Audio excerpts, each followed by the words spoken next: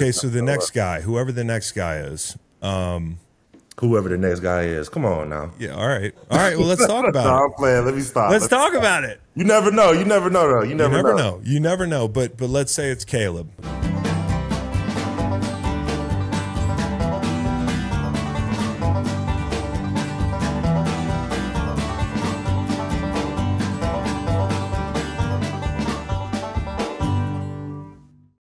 Here's a guy that I thought didn't get enough credit in D.C., and people used to ask me, who's the best rusher there?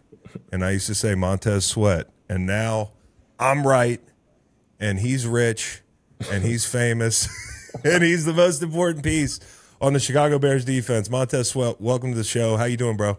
I'm doing good, man. Thanks for having me, man. Thanks for having me. Watched your game for a long time, man. Philly.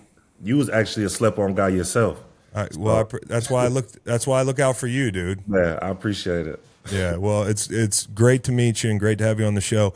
How different is your life today than it was a year ago? Man, it's completely different. I mean, obviously my bank account is a little bit better. But I mean, what they say, more money and more problems. I guess I got more weight on my shoulders. I feel like a few more responsibilities. But most importantly, I think I'm approaching this offseason more different than I did last year. I guess last year I was kind of like just kind of playing my role and stuff like that. And this year I'm looking forward to leading the defense. So it's a little different. What goes into being that guy, being the guy? I mean, the mindset is the first thing, actually, that you got to change, and just to be a leader of men and also be humble around them also, and just have that swag and that confidence that you can achieve those things. Does it take time to, I mean, are you a vocal guy in the locker room? Did it take time to adjust to that and be kind of that guy? I'm not really a very vocal guy. I like to lead by example. I'm a very hard worker. I like to show guys how to do it, how it's supposed to be done, and eventually they follow suit. But no, I don't do a lot of rah-rah because I don't really respect that. I lead by example. A lot of Mississippi State guys. Well, were you at Michigan State for a second? I was. DLU, Mississippi State. Yeah, Mississippi State, as Fletcher Cox would call it.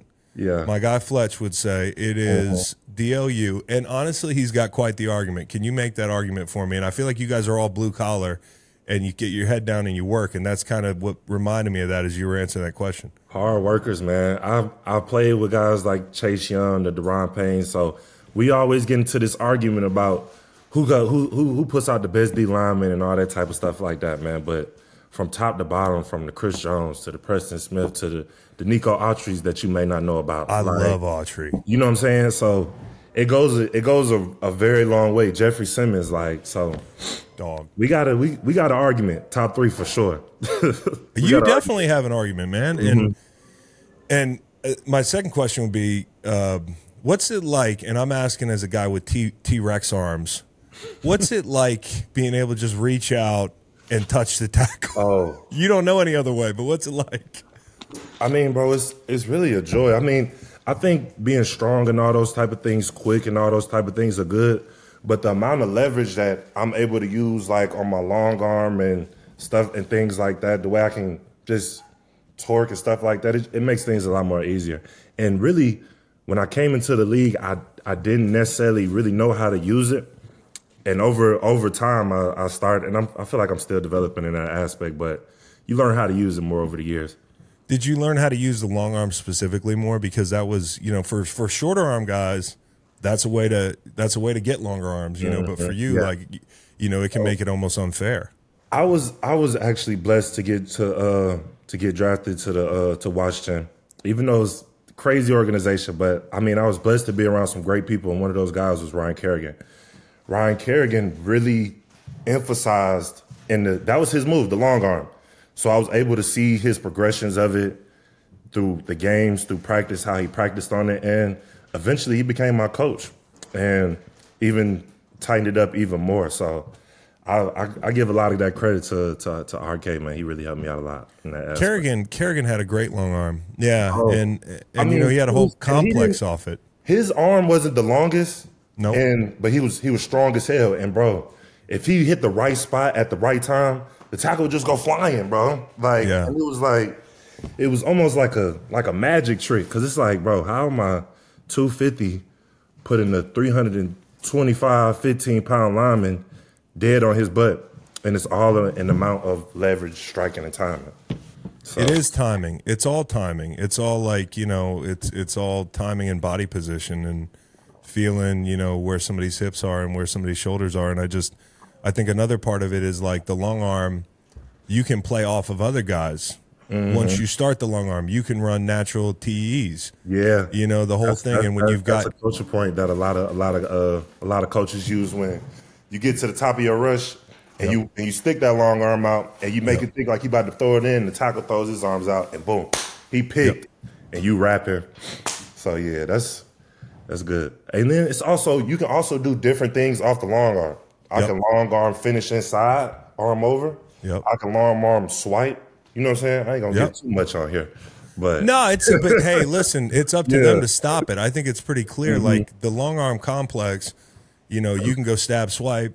You can go stab spin. You can go stab jerk. You know, like there's a ton of. I think it's even maybe Von Miller.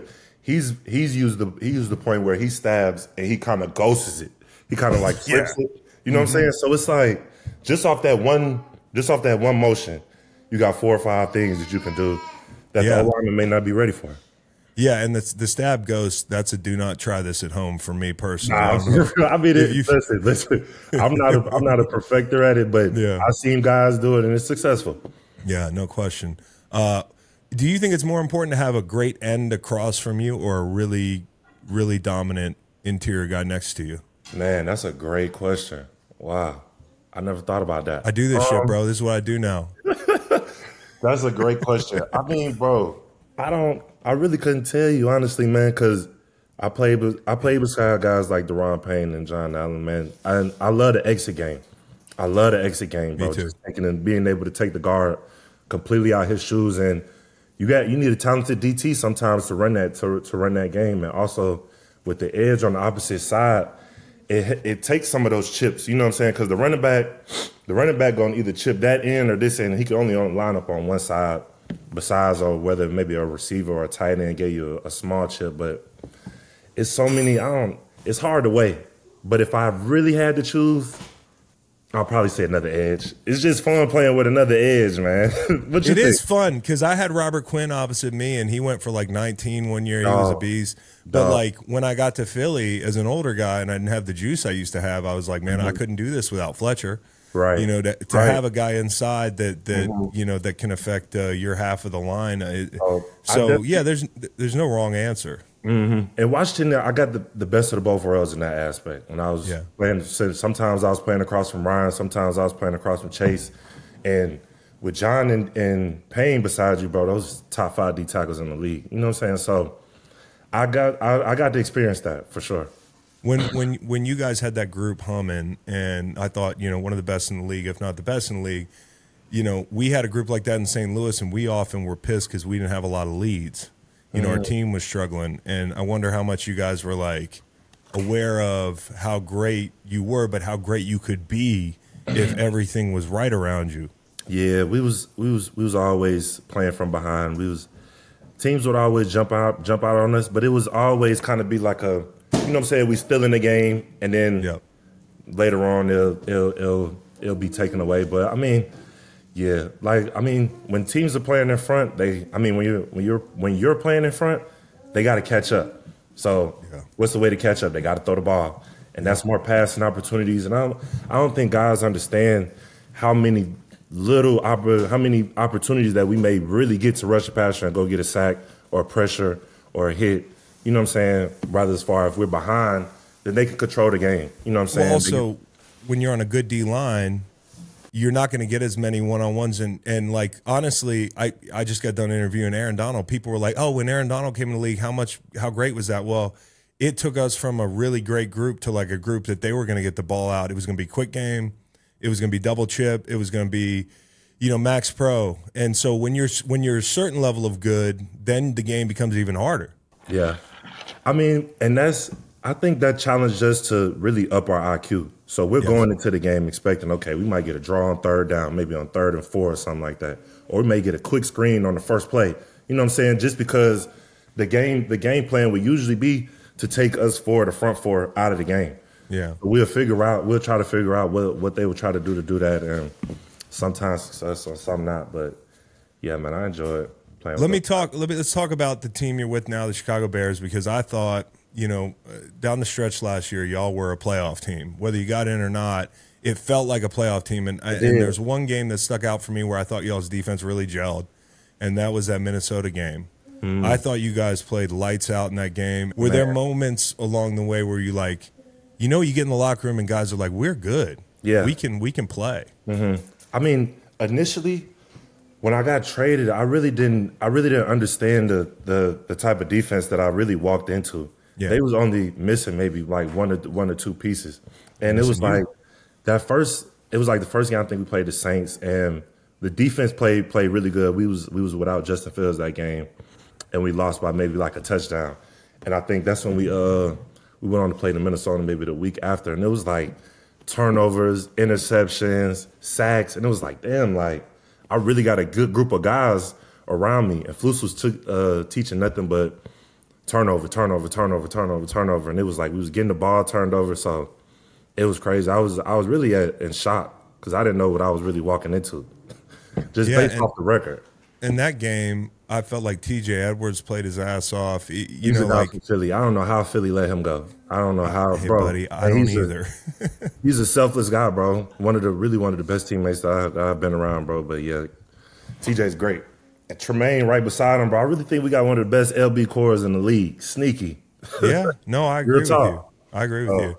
And then having a guy like Jalen Johnson, who's a rusher's best friend, right? Like having a guy like that outside, what's he bring to that defense? Yeah, and it's like before, like how like you call the play, and maybe you just look at that guy like it's coming, and he might tell me like go get him. You know what I'm saying? Like having that type of camaraderie on the field and that chemistry, and just having that guy's back, knowing like, look, I'm gonna do my job, you do yours. You know what I'm saying? Yeah. So it's fun. How about the Fields thing at the end of the year? Like I felt like even after he was just traded, I think he's probably well thought of in that locker room, was the vibe I got. Like people respected the run he had and knew that everything wasn't perfect for him. Yeah. But he held his head high and seemed to be all class. Like, do you think he left with his dignity in the way that I'm describing? I mean, I was only there for a couple months, so I was only able to see, what I was able to see. He's a blue-collar guy. Like, he come in the locker room, head up, first guy on the field, last guy to leave type stuff. Like, he's always working on the locker room. It seemed like he was doing everything right, you know what I'm saying? And he had the respect of the guys. Yeah. It's just sometimes the league does league things. So I can't. I already know. It's out of my pay grade, man. Okay, so the next guy, whoever the next guy is. Whoever the next guy is. Come on now. Yeah, all right. All right, well, let's talk about it. I'm playing. Let me stop. Let's talk about it. You never know. You never know, though. You never know. You never know. But let's say it's Caleb. Mm-hmm. You get to talk to Caleb for the first time. He walks in the building. You're a leader. What's one piece of advice that you would give a young quarterback trying to be a leader in this league in a room full of alphas and veterans? Be yourself. Don't try to do it all over the night, and just stay humble. Don't try to do it all by yourself. You got a great group of guys around you. I know you've seen the pieces, Keenan Allen, Swift from Philly. Yes, we got some guys that around him, so I could just be humble and be yourself. So, I mean, he's obviously a talented guy. I would just say just don't try to do it all in one night. What about Gervin Dexter? Boy, you're gonna see a shot. Yeah, man, you gonna see, man. He's pretty good. I feel like he was still like just kind of unlocking himself, being himself. And I think that's gonna really flourish this year, bro. He's a really talented kid. He's one of those real quick D tackles, but strong as hell. And it's really a sight to see. But yeah, he gonna jump out on the scene for sure. He just gotta get his pads down. He's so big. He is. I mean, he's tall, but he's strong though. Yeah. So it's like, and I mean, another thing, like using that leverage. You know what I'm saying? You got to learn how to, because he's a longer guy too. So he's one of those guys that can, like, any jack of trade, like, he could do it all, kind of. So he even, bro, sometimes he came out on the edge and was making some inside moves. Yeah, man, he's pretty good. Love that. How about Darnell Wright, man? Darnell Wright, the tackle. Yeah, he seems like a Chicago type of guy. He's good. He's good. I mean, of course, you go through struggles as a rookie. I played him actually in Washington when we played Chicago. Yep. And I mean, he was better than I thought he was going to be going into it. I mean, obviously, I got a sack on him. It was like a push-pull move, but it was kind of like one of those rookie mistakes where he kind of like felt like the ball was gone a little bit. You know what I'm saying? So it was just over time, bro. He's got it all. So the footwork, the strength, and all that type of stuff. So over time, he's going to be a stud. Okay, I'm going to ask you a couple quick hitters and get you out of here so you can enjoy your offseason. But I appreciate that. How about that Old Spice performance a couple years ago? You remember that? Well, somebody just I almost missed it. Yeah, so for people at home, Montez was in an Old Spice commercial. How did that come about? Are we going to see any more commercials with you? And now that you're in a big market city and you're, I hope so. We got some things cooking right now that's probably going to come out in the fall, sort of type. But yeah, that Old Spice commercial. Granted, that was before I played a down of football. Right. And Old Spice was coming out with a deodorant called Sweat Defense. Obviously, my last name was Sweat.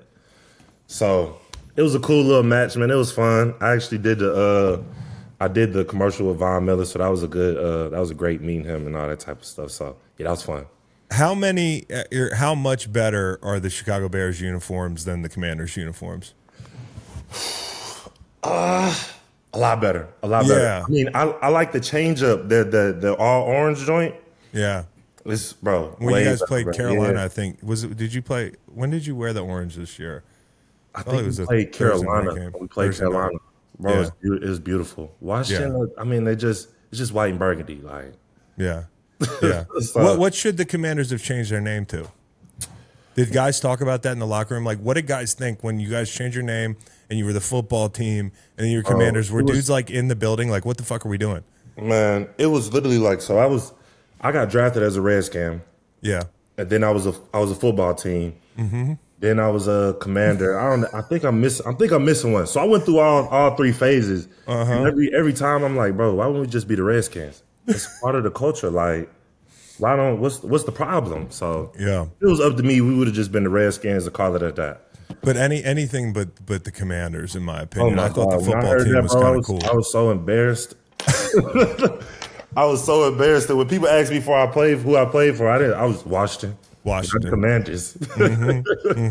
Okay, so now you're in Chicago, and the question I have to ask is, what do you put on a hot dog?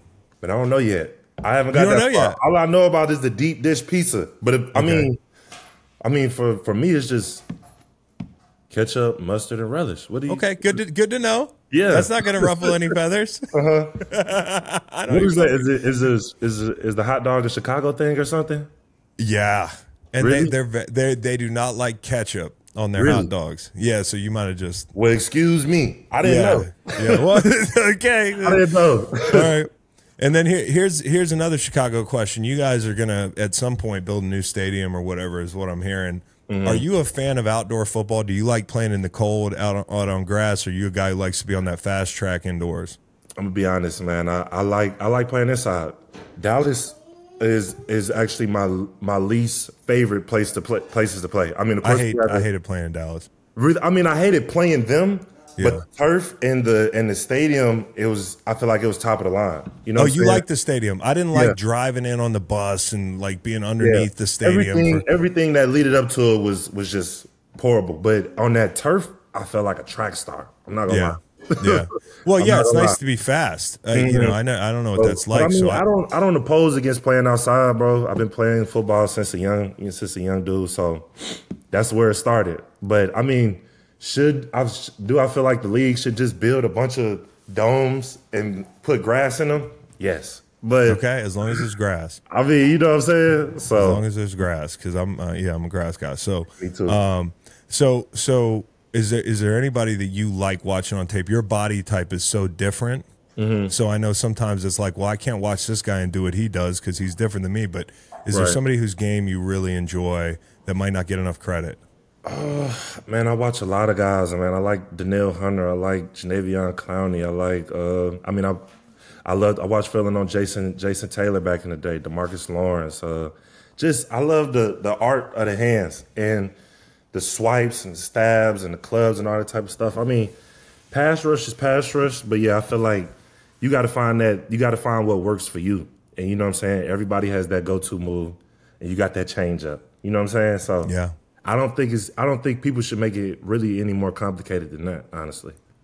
All right, last one for you. What is the mindset of the Chicago Bears going into next season? I know you could say, hey, we got to win the division, whatever it is, but what's the ceiling for you guys? You know, like what are you guys thinking, man?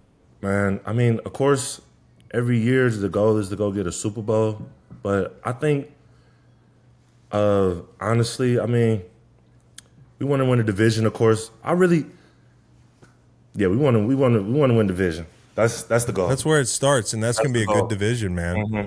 Yeah. I mean, Jordan Love changed the whole landscape. You know, right now, man, I'm not losing to Green Bay this year. I can't do it, man. I'm not losing to Green Bay this year, man. We done created a real rivalry over there. I got some guys, Keyshawn, Preston over there. Rashawn Gary is a friend of mine, so we're going to get out there. Gary's a great player. He is good, bro. He's a guy that just hasn't been on the field as much as I would want him to. But when he's on the field, hot. Yeah. He's hot. Yeah. So and his motor runs hot. So yeah. Well, so does yours, man. We love watching you play, dude. Just keep it up. You bringing me on, man. Yeah. I remember earlier. I think it was like, I think it maybe was last year. I think I had ran the tight end into like the QB or something like that, man. You gave me a shout out on Twitter, bro. I really appreciate it. Dude, I'll keep shouting it out. I like to give credit where credit's due, even when people don't see it. And you make a lot of those plays, but you also make the plays that everybody sees. So, congrats on the success, and you deserve it. Have a great year, and hope we get you on again after a big win. Yes, sir. Thanks, Chris. Yeah. Thanks for having me Thank on, you. man.